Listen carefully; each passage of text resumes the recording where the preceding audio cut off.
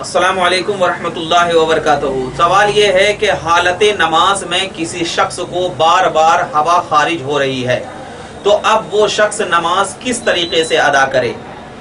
یعنی بار بار ہوا خارج ہونے کی بیماری ہے اس کو، تو اب وہ شخص ایسا شخص ہے تو وہ نماز کس طریقے سے پڑھے؟ جواب یہ ہے، سوال کا یہ بہت اچھا سوال ہے۔ اس کا جواب یہ ہے کہ دین اسلام نے کسی بھی انسان کو تکلیف سے دور رکھا ہے،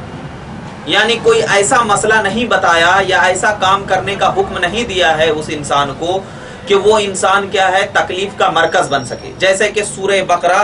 آیت نمبر 286 میں اللہ تبارک و تعالی ارشاد فرماتا ہے لا یکلف اللہ نفسا الا وسعها، کہ اللہ تبارک و تعالی کسی انسان کو تکلیف نہیں دیتا ہے مگر اس کی وسعت کے مطابق، یعنی وہ انسان کو اتنی ہی تکلیف دیتا ہے جتنی تکلیف کے وہ انسان برداشت کر سکے۔ تو اب وہ اگر اس انسان کو نماز میں بار بار ہوا خارج ہونے کی بیماری ہے تو یہ کیا ہے، اس کو تکلیف ہو رہی ہے، اس چیز کی کیا ہے تکلیف ہو رہی ہے، یہ ناقص وضو ہے۔ حالانکہ ہوا کا خارج ہونا کیا ہے، یہ وضو کو توڑ دینے والا ہے، لیکن کیا ہے وہ اس کے اختیار کے علاوہ ہے، وہ اس کے اختیار میں نہیں ہے بلکہ وہ معذور ہے۔ اور معذور کے لیے حکم یہ ہے کہ اگر واقعی وہ ظہر کے وقت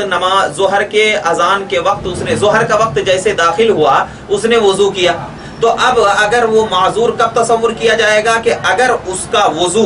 اثر تک رہ جا رہا ہے، اثر کی نماز تک رہ جا رہا ہے تو اب وہ معذور نہیں ہے۔ لیکن اگر ظہر کے وقت میں اس نے وضو کیا، اب اس کا وضو کیا ہے اثر تک نہیں رہ جا رہا ہے بلکہ بار بار ہوا خارج ہو رہی ہے، تو اب اس کے لیے علماء کرام نے ایک طریقہ بتایا ہے کہ ظہر کے وقت میں کیا ہے وہ وضو کرے، اور ظہر سے لے کر کے عصر تک جتنی بھی نمازیں چاہے، فرض کے ساتھ ساتھ نفل جتنی بھی نمازیں چاہے، اگرچہ ہوا خارج ہو رہی ہو تو وہ کیا ہے اس وقت نماز ادا کر سکتا ہے۔ اب اگرچہ کیا ہے اس کو وضو کر، اور پھر اگر عصر کا وقت آئے تو اب اس کے لیے نیا وضو کرے، کیونکہ یہ معذور ہے اور معذور کے لیے یہ حکم دیا گیا ہے۔ اب اگر ظہر کے وقت میں اس نے وضو کیا، اب وہ اس سے ہوا بھی خارج ہو رہی ہے تو اب اس کا وضو نہیں ٹوٹے گا، کیونکہ یہ کیا ہے معذور کے حکم ہے۔ یہی طریقے کو فتاوی عالمگیری میں اس طریقے کو ذکر کیا گیا ہے کہ معذور اگر ہو اور معذور کی حالت اگر ایسی ہو کہ بار بار ہوا خارج ہو رہی ہو، یا پیشاب نکل رہا ہو، یا سلسل بول کی بیماری ہو،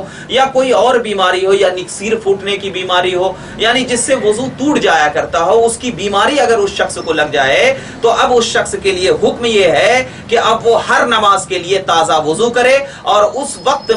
وقت کی ساری نمازیں جتنی بھی چاہے کیا ہے وہ پڑھ سکتا ہے۔ واللہ ورسولہ عالم، وآخر دعوانا الحمدللہ رب العالمین۔ السلام علیکم۔